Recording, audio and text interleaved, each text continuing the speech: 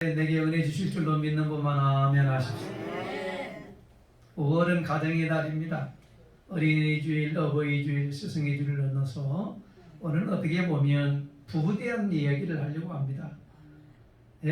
부부가 행복하고 기쁨이 넘치는 가정이 자동적으로 평안이 흐르고 자녀들도 이와 같이 은혜를 받게 되고 평안을 누리게 되고 불안해하지 않습니다.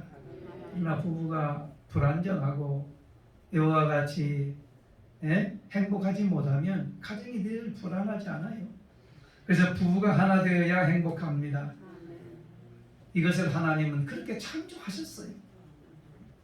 하나님이 창조한 가정은 행복하고 기쁨이 넘치고 늘 웃음이 있고 소망이 넘치는 가정이 되어야 할 줄로 믿습니다.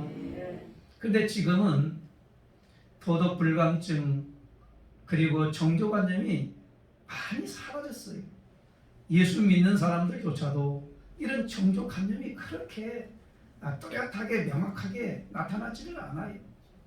도덕 불감증이라고 하는 것도 많이 이렇게 만연되어 있고요.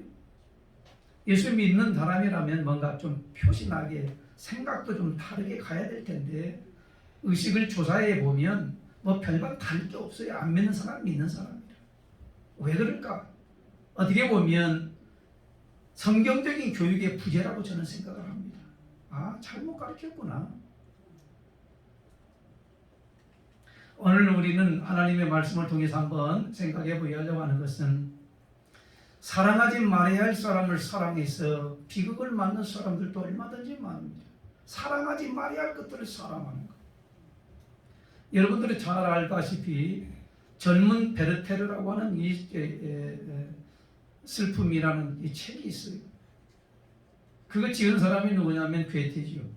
근데 이걸 보면 젊은 베르테르라고 하는 사람은 약혼녀 다른 사람을 갖다가 사랑하지 말아야 할 사람을 사랑을 해서 결국에는 오해를 내고 결국에는 스스로가 자기 자신의 목숨을 끊는, 그래서 스스로 끝맺음을 하게 되는데, 그 괴테라는 사람이 뭐라고 얘기했냐면 이런 말을 합니다. 이해와 태만은 술수나 악의보다 이 세상에 더 많은 다툼을 일으킨다라고 하는 말을 했어요. 그러니까 오해라고 하는 것, 태만, 게으름이라고 하는 것은 어떤 악의적인 생각을 가지고 술수를 쓰는 그것보다도 더 많은 갈등을 일으킨다라고 하는 얘기를 해요. 그러니까 얼마만큼 오해가 아주 나쁜 것인가, 아주 갈등을 일으키는 것인가, 얼마나 다툼을 나내는가, 자아내는가를 가르쳐주고 있는 말이라고 봅니다. 그러니까 오해를 하면 어떻게 되죠? 거기서 장황한 불씨가 되어서 큰 싸움이 되지 않아요? 오해하는 거 이해를 하면 쉽겠는데 오해가 계속 쌓이다 보니까 그게 나중에는 이게 누르다가 나중에는 어떻게 되죠? 폭발을 하게 되어서 영원히 돌아설 수 없는 하나가 되지 못하는 결과를 낳는 경우도 얼마나 많은지 모릅니다. 부부관계가 꼬일 때가 있습니다. 다툼의 원인을 찾아보면 어느 쪽이든 악한 감정은 그렇게 없어요. 무심코 하는 대화, 무심코 하는 그 말 한마디가 또 생각의 게으름 때문에 생기는 것들이 대부분입니다. 이렇게 생각을 하죠. 스스로가 생각하기를 우리는 부부니까, 우리는 식구니까, 이런 생각을 가지고 너무너무 쉽게 대하다 보니까 결국에는 이 오해, 이게 잘못된 생각들이, 마음의 상태들이 쌓여서 또 쌓여서 나중에는 그 폭발을 하게 되지 않습니까? 여러분, 다툼은 무슨 남북 통일을 위해서 다투는 거 아니죠? 세계 평화를 위해서 다툽니까? 아니, 그런 것 갖고 다투지 않아요. 무슨 세계 평화, 뭐 남북 통일, 이걸 가지고 이런 큰 주제를 가지고 다투는 게 아니에요. 싸움하는 게 아니에요. 아주 사소한 거예요. 왜 나 먹을 때 먹으라고 말 한마디 안 했어? 여러분 부부들은 뭐 그 정도는 뭐 다 그냥 뭐 통과되지요. 나 왜 거기 한번 그거 먹는 자리에 오라고 하지 않았어? 왜 나는 쏙 빼놔? 그게 서운해가지고 신앙 좋던 사람들도요 그 얘기 한마디 안 해줬다고 이해하면 될 것을 사정이 그래서 빨리 가다 보니까 연락을 못했는가 보다 이렇게 생각하면 그냥 끝나버릴 것을 그게 꽁 해가지고 오해해가지고 나만 쏙 빼놨다고 그러고. 에? 우리 성도님들 그런 분이 없기를 축원합니다. 일상생활에서 벌어지는 것들이 무슨 큰 사건을 통해서 갈등이 일어나고 다툼이 일어나는 게 아니에요. 부부지간에는 떼어내는 것. 그래 미안해 그러면 끝나버릴 것을 알량한 자존심 때문에 다툼 그걸 미안하다는 말을 못해가지고 계속해서 갈등을 하고 힘들어하고 에너지를 엉뚱한 대로 소비하는 경우가 얼마든지 많이 있어요. 한번 갈등이 일어나면 어떻게 되죠? 온통 에너지가 거기에 다 소모되니까 다른 새로운 일을 할 수가 없는 거예요.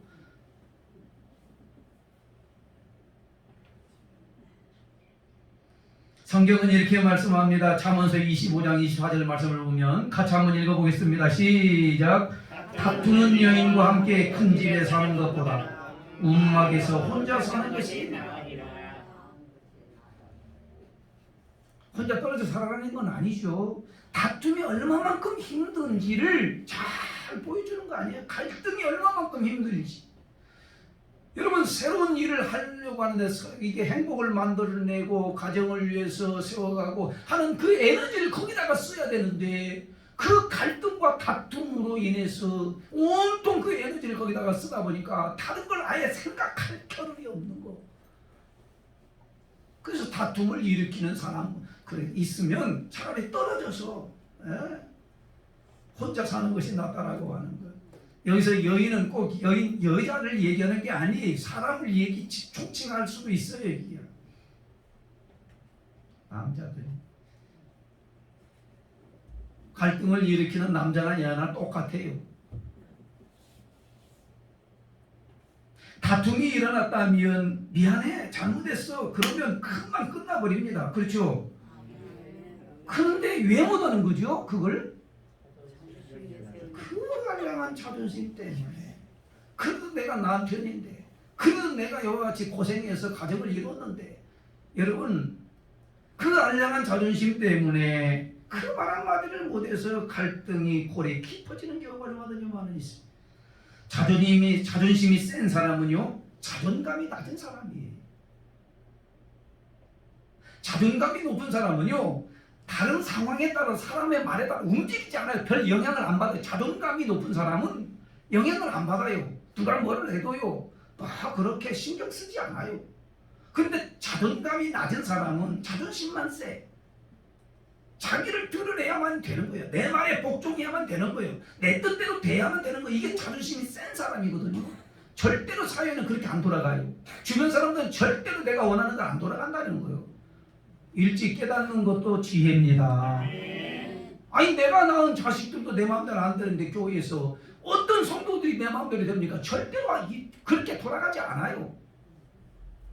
우리는 분명히 알아야 될 것이 자존심이 센 사람들은 어떻게 한다고 자존감이 낮기 때문에 누군가에게 인정을 받아야 되고 누군가에게 좋은 소리를 들어야 되고 누군가에게 인정을 받아야 그때서야 조금 내가 기분이 좋아지고. 여러분 자존감이 높은 사람은 다 사람들에 의해서 영향을 받지 않아요. 부부지간일지라도 뭐 좀 서운하게 할 수 있지요. 조금 이와같이 밥 안 먹 이렇게 뭘 맛있는 거 혼자 먹어도 배고프니까 그러겠지. 나중에 같이 먹겠지. 그런 분이 좀 안 계시는 모양인데 이런 넉넉한 마음을 가지고 살아가는 사람은 누구냐면 자존심이 센 사람이 아니라 자존감이 높은 사람이에요. 자존감이 영향을 안 받아요. 그런데 자존심이 세고 자존감이 낮은 사람들은 늘 주변 사람들의 의식을 하고 살아가요. 여러분 남의 인생 살지 말고 내 인생 살고 자존감을 높이면서 살아갈 수 있는 은혜가 우리 모든 성도들이 있기를 주님으로 축원합니다. 부부지간에 특별히 그래요. 사랑하는 성도 여러분, 자존감이 높은 사람은 자기 자신을 격려합니다. 또 칭찬할 줄로 합니다. 자기 자신에게 선물할 줄도 합니다. 그래 너 수고했구나. 여러분 잘 한번 들어보세요. 자기 자신을 존중할 줄 모르는 사람이 어떻게 남을 존중할 수 있겠습니까? 자기 자신을 사랑하지 못하는 사람이 어떻게 남을 사랑합니까? 절대로 사랑할 수가 없어요. 왜 그러냐면 자기 자신과의 관계 속에서 이미 실패한 자들이기 때문에 그렇습니다. 자기 자신을 존경하고 요같이 어떻게 한다고요? 이렇게 선물도 칭찬도 해줄 줄 아는 너 좀 수고했다. 오늘 본문은 하나님이 최초로 이 세상을 가장 아름다운 가정을 만들어 주셨고, 그리고 이 세상에 세 가지 기관이 있는데, 첫 번째는 가장 작은 단위 기관, 가장 소중한 기관, 없어서 안 될 기관, 그게 바로 가정이라는 기관이 있고요. 또 하나는 큰 틀에서 국가라고 하는 기관이 있습니다. 그러면 가정이나 국가 기관만 있는 게 아니라 또 어떤 기관이냐면 하나님이 교회라고 하는 이 기관을 만들어 놓으셨어요. 그래서 이 세 가지 기관이 이 가장 작은 단위로서 이 가정인데, 가정이 무너지면 나라 국가가 무너지는 거예요. 로마가 왜 무너졌냐? 여러분, 총칼에 의해서 무너진 게 아니에요. 네? 가정이 무너졌기 때문에 로마가 무너진 거예요. 가정이 무너진 건 뭐죠? 죄악이었어요. 음란이었어요. 나라가 무너지는 것은 쉬워요. 여러분, 무슨 총칼 전쟁에서 로마가 무너진 게 아니에요. 가정이 무너졌기 때문에 무너진 거예요. 오늘 여러분과 제가 이 말씀을 한번 곰곰이 되씹어보면서 가정이 얼마만큼 소중하냐, 가정을 얼마만큼 잘 세워야 되냐를 갖다가 한번 생각할 것은, 가정을 잘 세우는 것은 부부를 잘 행복하게 그리고 기쁘게 하나님의 뜻대로 세우는 것이 가장 중요하다라고 하는 것입니다. 미래의 행복한 가정을 이룰 사람들은 남녀가 서로 잘 만나야 합니다. 하나님이 작지어 주시도록 많이 기도해야 합니다. 하나님은 아름다운 가정을 지금도 세우시고 주례하시고 영원한 행복을 누리며 살도록 축복하신다는 사실을 오늘 우리는 모두가 믿음으로 받아들이기를 주님의 이름으로 축원합니다. 밖에서 어정어정 있는 사람들도 다 교회에 들어와야 돼. 젊은 사람들도 말씀을 잘 듣고 정말 하나님의 가정을 이루어야 되는데, 하나님의 말씀이 없으면 진정한 그 아름다운 가정을 이룰 수가 없다는 사실을 오늘 성경은 우리들에게 가르쳐주고 있는데, 하나 한번 같이 한번 읽어보겠습니다.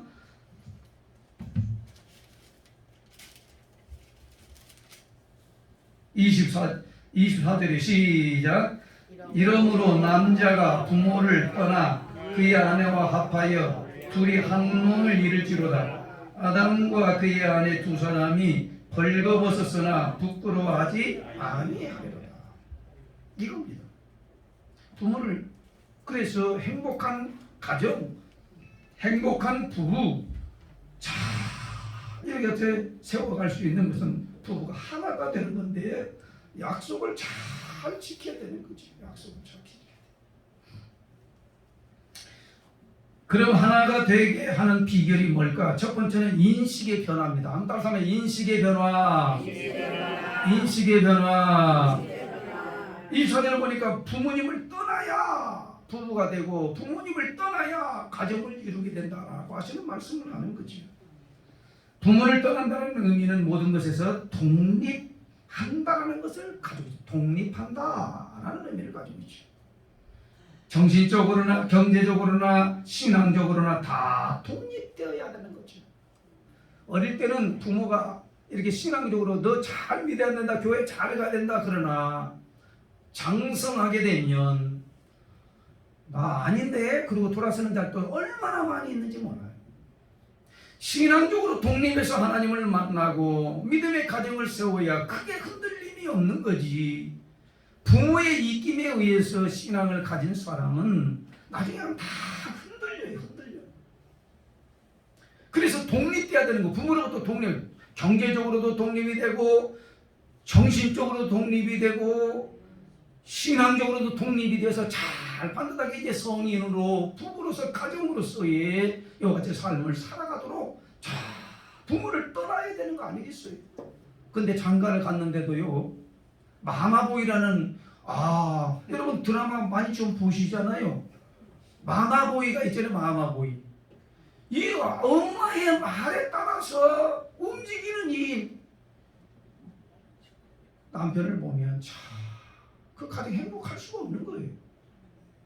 독립적이지 아니하는 그 어른, 이루는 이 가정은 행복할 수가 없는 거지.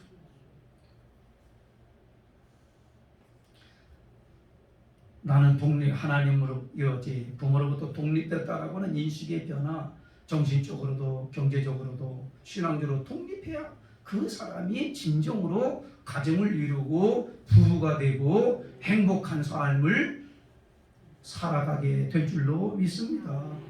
지금 젊은이들은 언제다가 제가 또 말씀을 드렸습니다만 캥거루잖아요. 지금 부모를 늘 의존하는 사람, 장성했음에도 불구하고 의존하는 사람들이 얼마나 많은지 몰라요.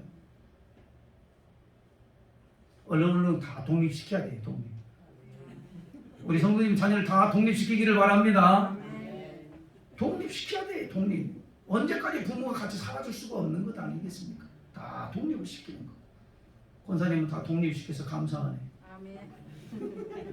근데 진짜 갔다도 다시 돌아와. 여러분, 더 독립시켜서 저들 살도록 그냥 이렇게 띄워버려야 되는 거예요. 그럼 안 죽어. 다 저들 알아서 가요. 너무나 부모가 가보하거나 너무 지나치게 보호해줄 때에는 걔들이 어떻게 정신적으로나 경제적으로나 일어설 수가 없는 거예요. 인지의 변화, 생각의 변화를 가져와야 되는데 제가 텔레비전을 보면서 어떻게 저런 동물들도 이렇게 훈련을 시키니까 이게 머리가 바뀌어져요?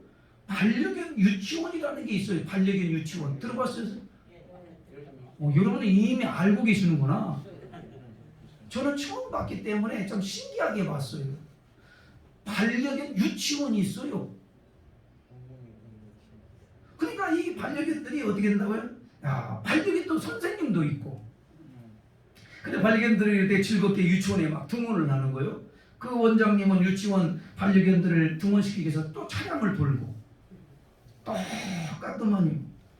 반려견들은 와서 유치원 어린아이들처럼 수업을 하고 커리큘럼대로 가요. 9시부터 오후 4시까지 이 커리큘럼대로 쫙 가는데 거기에서 이런 과목이 있어요. 인지변화 훈련이라는 게 있어요. 인지변화.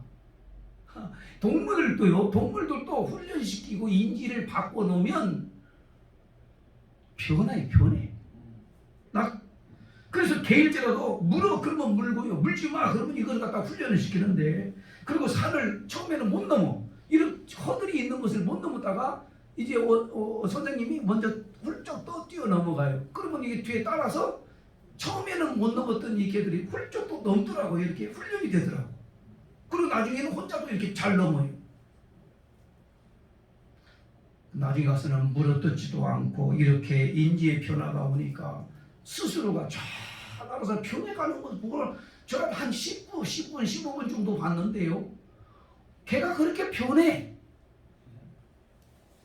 근데 사람은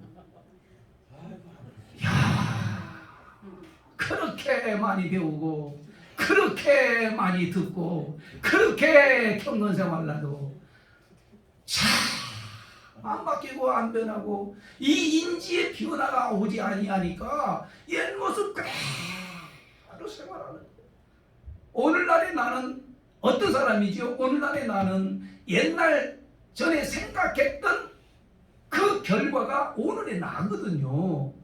그러면 내가 오늘 생각을, 오늘 말씀을 듣고 뭔가 인지의 변화를 가져오고 오늘부터라도 뭔가 새로운 시도를 하고 새로운 변화를 가져오기 시작한다고 한다면 1년 후에 얼마만큼 변화가 일어나며 엄청난 결과를 만들어낼 수 있지 않겠는가.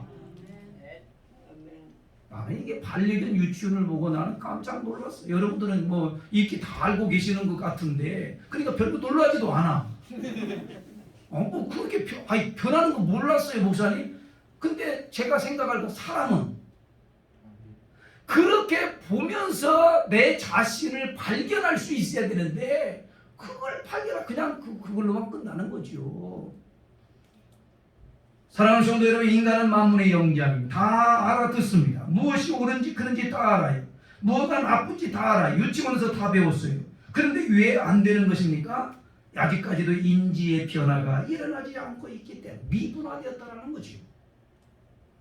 한마디로 말하자면 개념이 없는 겁니다. 생각의 게으름 때문인 것입니다. 조금만 생각하면 변화가 되고 행복해지고 아름다운 멋진 가정을 만들어 갈 수 있을 텐데 생각의 게으름. 조금만 생각하면 내가 그런 행동을 안 할 텐데 조금만 생각해 보면 그래 말 한마디 무심코 던졌던 말 미안해 잘못했어 그렇게 이렇게 한다면 얼마든지 상대방을 이렇게 수용하고 포용하고 하나가 되고 가정이 웃게 되고 아멘 하실 때까지 여러분 생각의 게으름 조금만 생각하면 돼요. 한 번만 더 생각하면 돼요. 근데 그 생각하기가 싫은 거죠. 인지의 변화를 가져오기가 싫은 거죠. 변화되기가 싶은 마음이 없는 거죠. 사랑하는 성도는 부모를 떠나야 되는데 떠나지 않냐고 늘 과거의 생각에 머물러 있고 의존적인 신앙을 가지고 있는 사람은 나중에 가보면 독립적인 신앙을 갖지 못하고 다 때가 되면 떠나가는 경우를 얼마든지 보게 되는데 오늘 이 말씀을 들으면서 여러분이나 저나 또 후손들에게도 아름다운 가정을 여러 가지 물려주고 세워지기를 원한다고 한다면 한번 따라서 하면 인지의 변화가 있어야 합니다. 말씀을 들으면 당연히 변화가 일어나야 되는데 그 말씀이 내가 곧 쉽지 아니하고 그런 거야 성경 말씀이야 라고만 생각한다면 아무런 변화가 일어나지 않냐고 10년 후에도 똑같은 인생.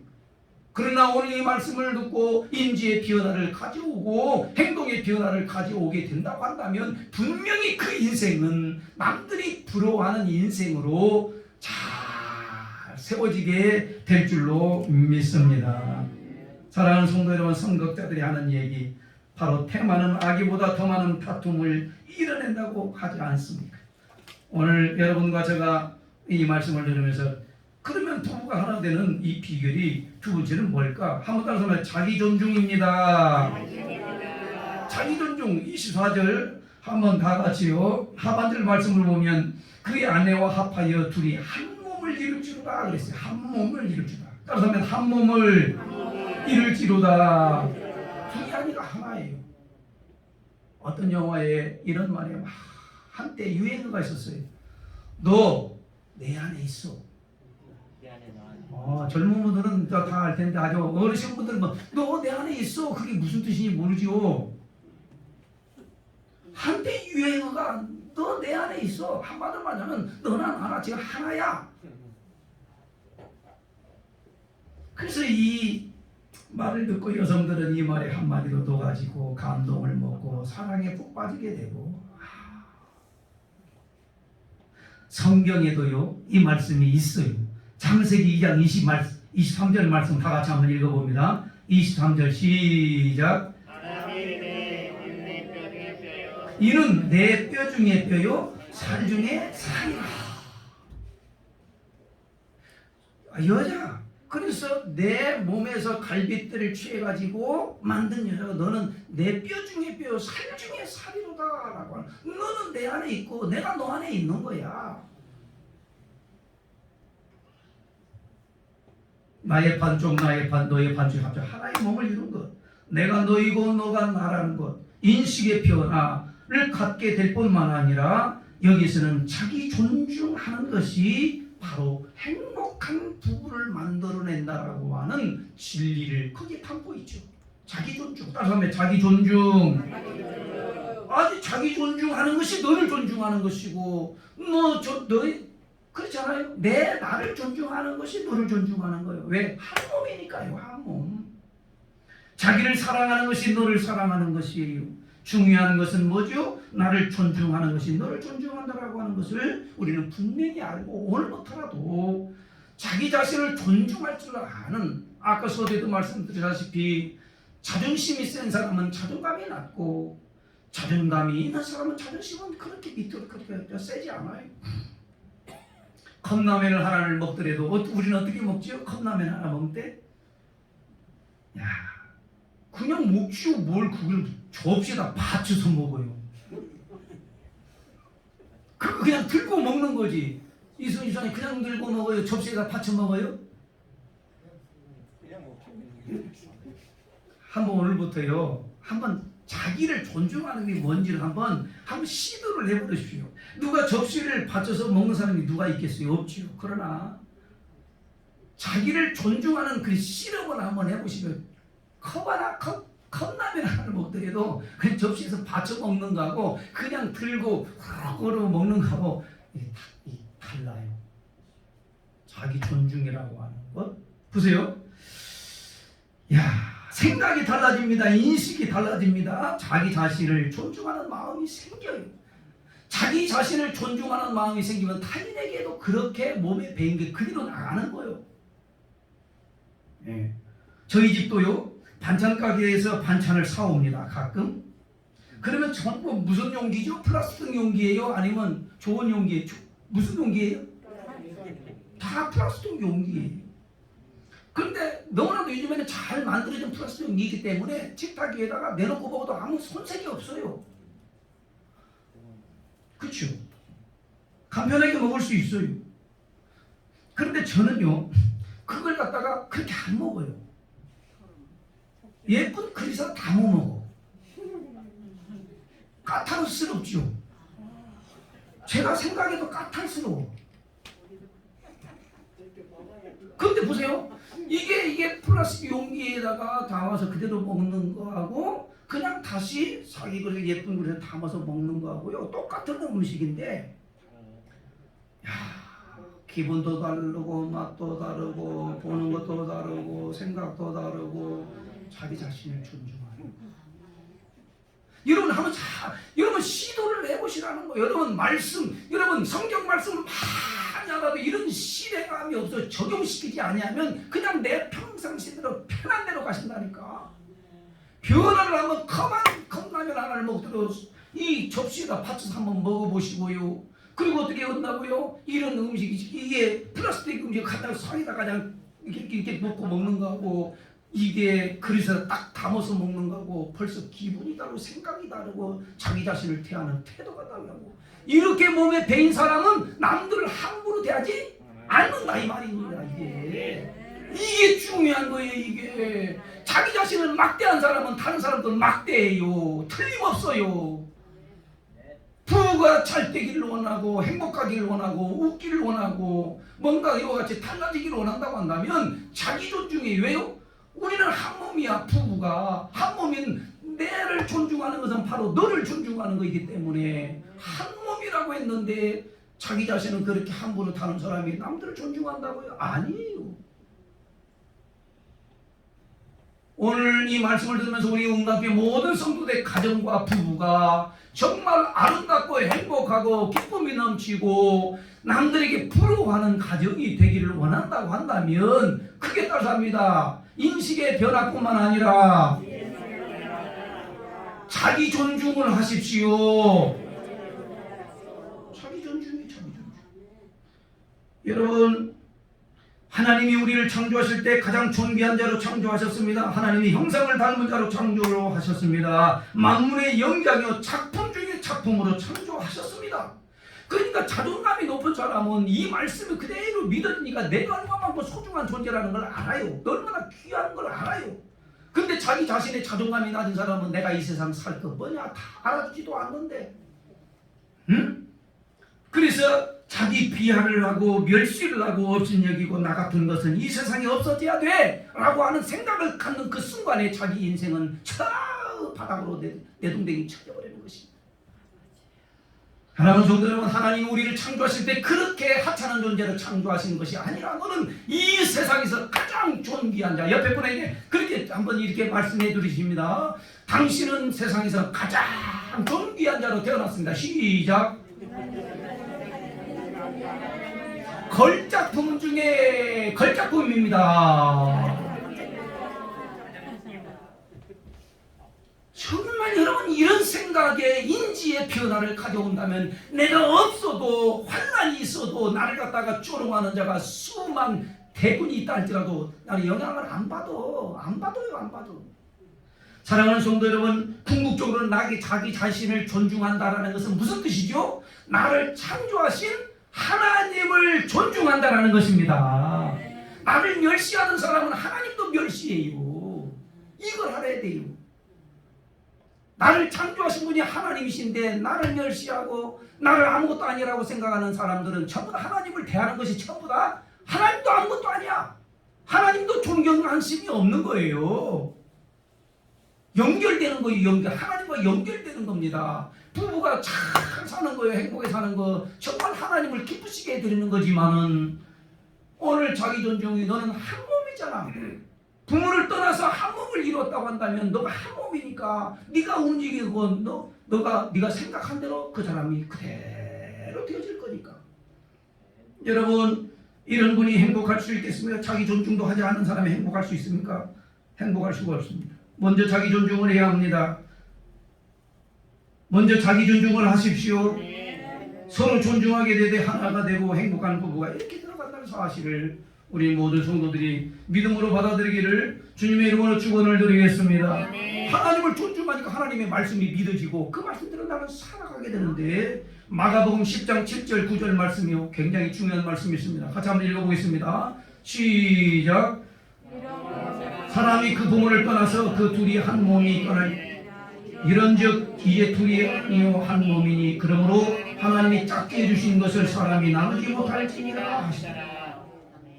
출발할 때는 사랑의 눈이 멀어가지고 너 아니면 나 못 살아 그러고는 사랑을 시켜주니까 나중에 가서는 성격 차이가 어떻다 뭐가 어떻다 하면서 갈라지는 것들을 보면 여러분 한번 생각을 해보십시오.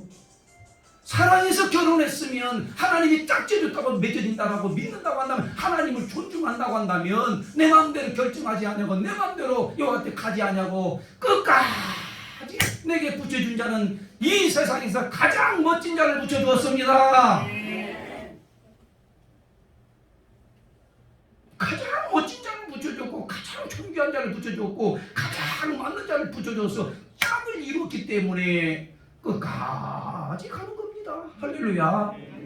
그러다 보면 좋은 일이 있고 그러다 보면 하나님께서 견디게 하시고 이기게 하시고 좋은 꼴을 보게 하시고 할렐루야. 세상 욕심 부리면 안 됩니다. 사탄 원수마귀들은 행복한 가정을 무너뜨리려고 안달이나 있어요. 넘어뜨리지 못해서 지금 이와같이 안달나 있어요. 가정들이 이와같이 파괴되어 가는 모습을 보면서 너무너무 가슴이 아픈 일들이 얼마나 많은지 몰라요.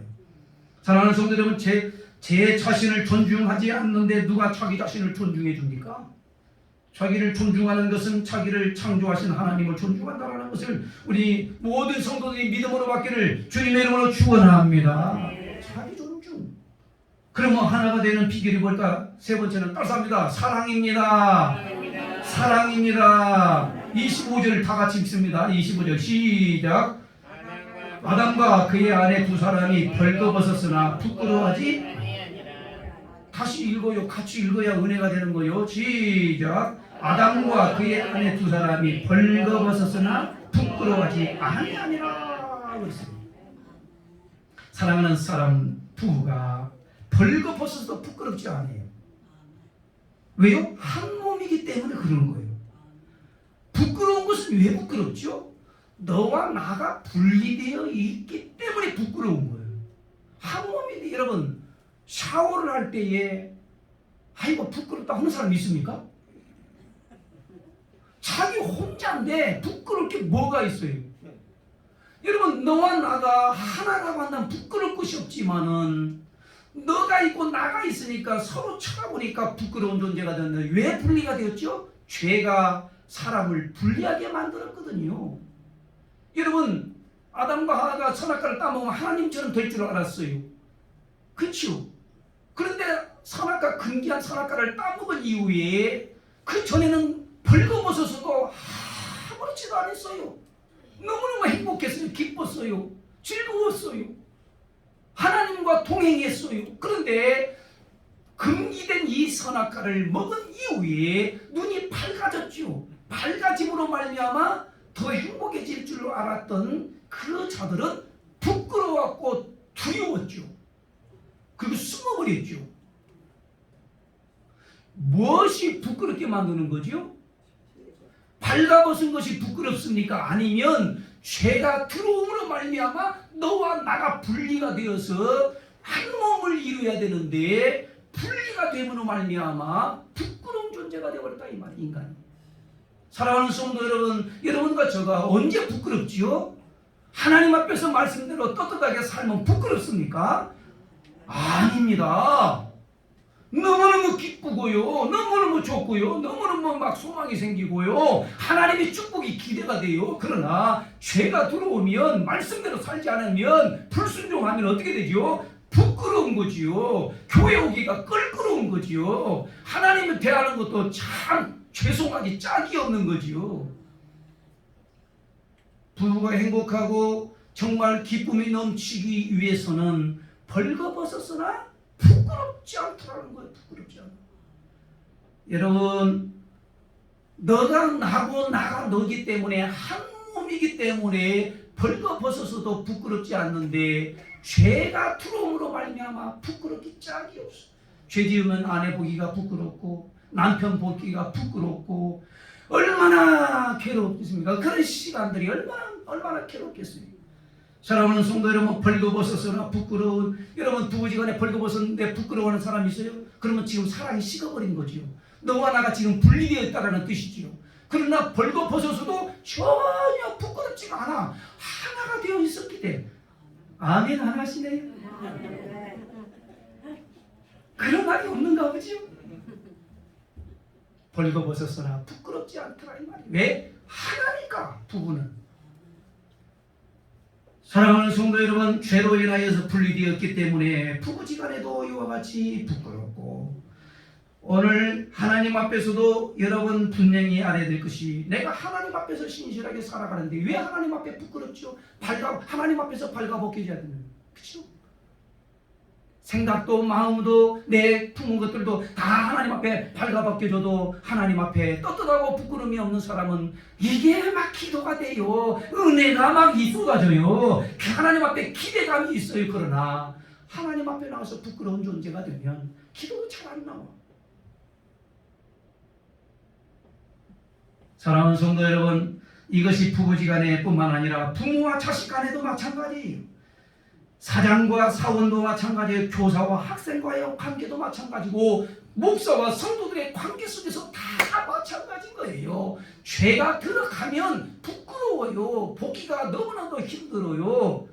그러나 이런 죄가 완전히 제거되고 하나가 될 때 얼마나 기쁘고, 만나는 게 기쁘고 같이 있는 게 행복이고, 우리 모든 성도들이 이런 관계가 회복되어 하나님 앞에 복을 받는 자들이 되기를 주님의 이름으로 축원을 드리겠습니다.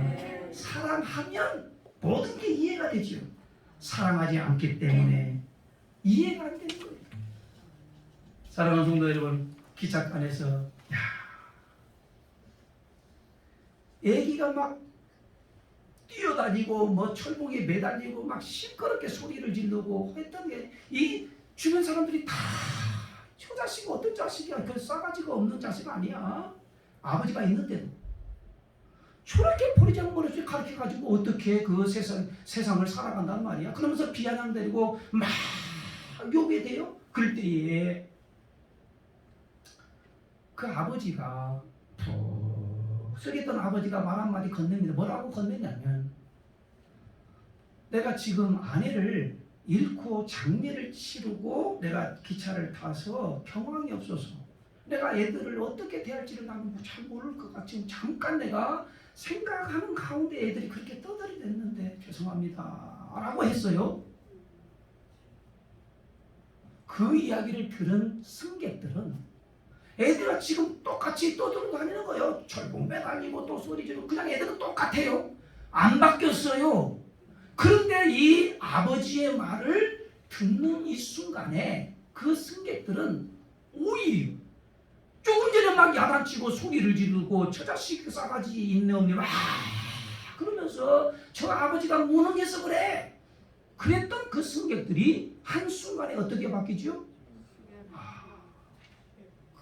그렇지.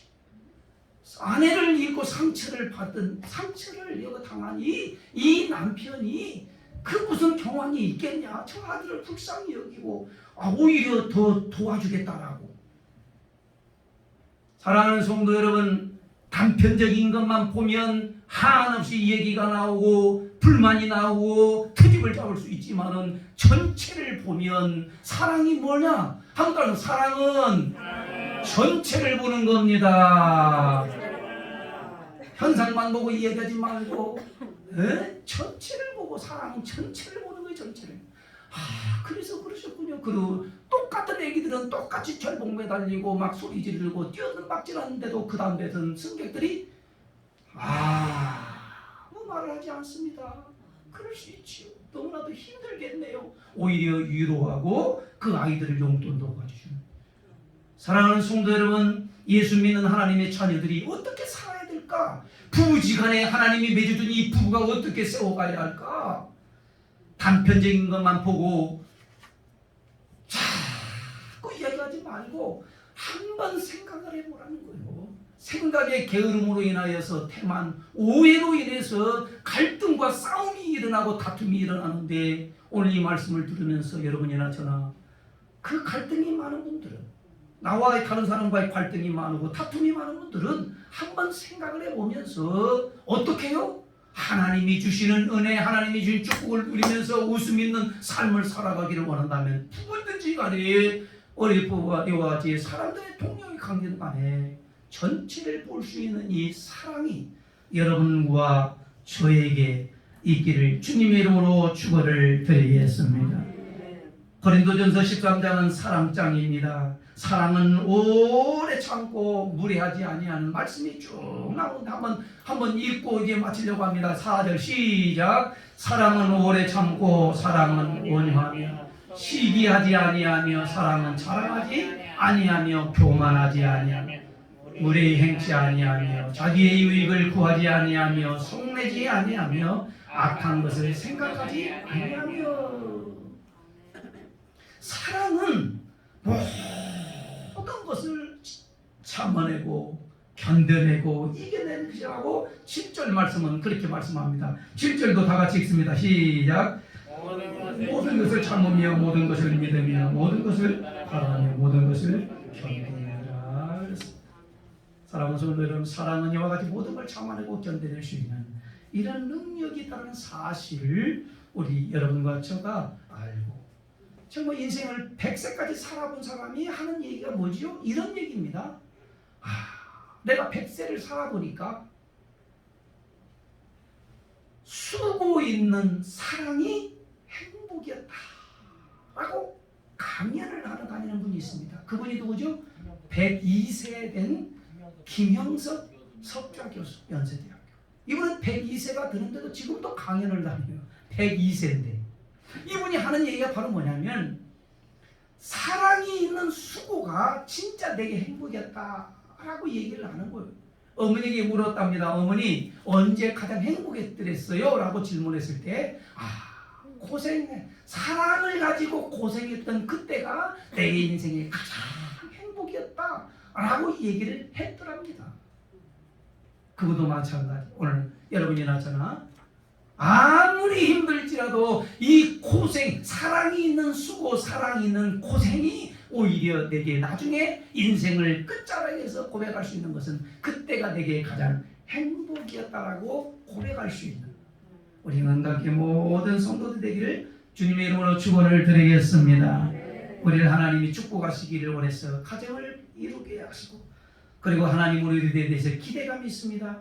부모가 하나 되라고 하는 이유가 있습니다. 오늘 하나님 죽어가는 영혼들, 가정들, 세원들 다 구원하고 싶어서 우리들이 이 말씀을 주셨다는 사실을 꼭 기억하면서 여러분과 저가 오늘 우리를 통해서 아직도 하나님을 모르고 불행 중에 갈등 중에 수많은 사람들이 살아가고 있는데 그분들을 다 주 앞으로 인도하여서 새 삶을 살아내게 하는 이런 책임을 완수해 가면서 우리의 행복과 기쁨은 더 갓줄로 넘쳐나는 역사가 우리 모든 성도들이 있기를 주님의 이름으로 축원을 드리겠습니다. 찬양하려고 합니다. 오늘 주신 말씀을 생각하면서 우리는 하나, 부모지